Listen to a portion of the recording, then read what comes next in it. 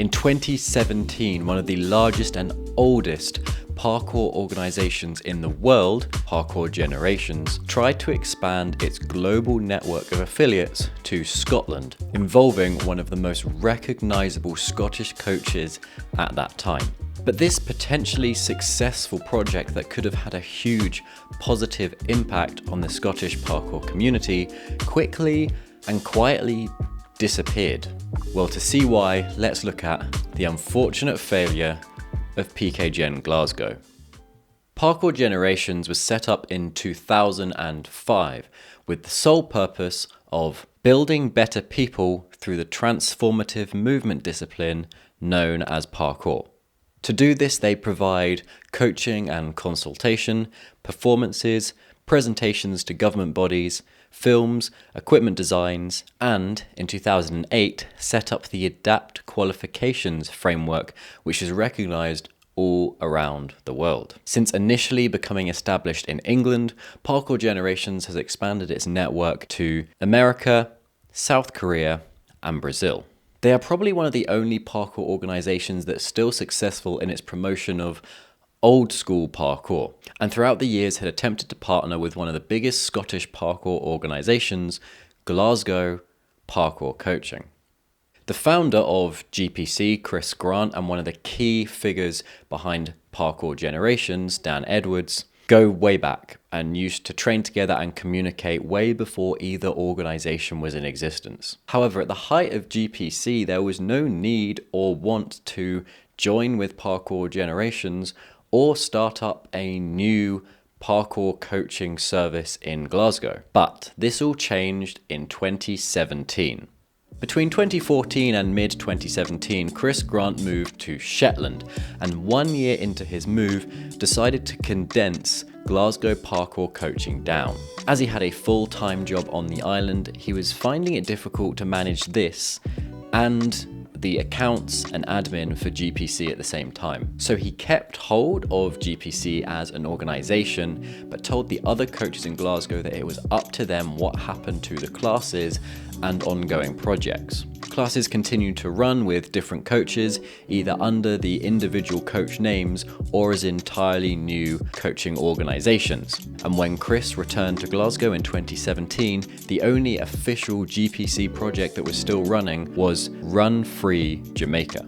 With a full-time job at Prince's Trust, Chris wanted to get back into parkour and do something on the side to support his local community. And that's when he approached Parkour Generations.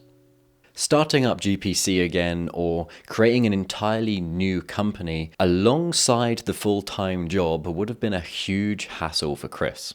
So the best option he had was to take up Dan's offer from many years ago and join his home city, in which he had spent many years building the community and promoting parkour, to the world-renowned Parkour Generations. Now, PKGEN, when it comes to expansion, don't rush into things. They need to make sure it's a good decision, that it will benefit the community, and whoever is in charge of the new network is suitable and has a similar ideology to theirs, as it's a big responsibility to represent the brand and uphold its values. But after some thought, they decided that Chris was the best man for the job. He was the founder of Glasgow Parkour Coaching, had been training since 2005, and was a known face and voice in the Scottish parkour community.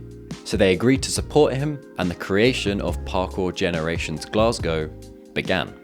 Despite being a multi-award winning, world-recognized organization, the setup process for PKGEN Glasgow was fairly straightforward. Chris and Dan sat down and went through a 3-page contract about the expectations and requirements of representing the brand.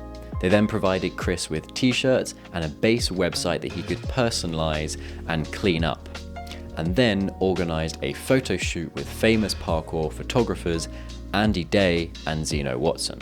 And in August 2017, the first classes run by Parkour Generations Glasgow began.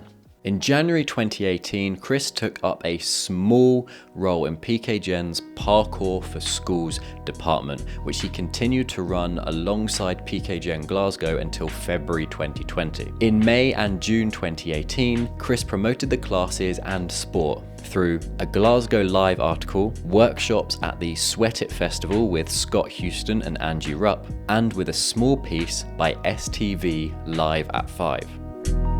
In July, the PKGEN Glasgow website was officially published, which not only brought more people to the classes, but helped attract potential collaborators and projects such as the Glasgow Doors Open Day Parkour Tour of Anderston Estate, in which he collaborated with Sam McFarlane.